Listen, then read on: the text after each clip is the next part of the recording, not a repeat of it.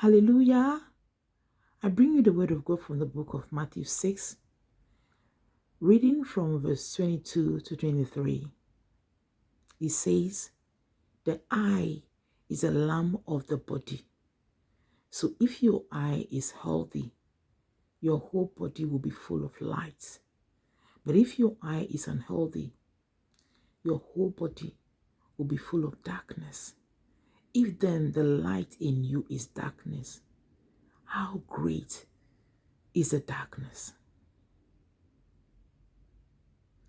May the Holy Spirit of God open our minds to understand the scriptures in Jesus' mighty name. Amen.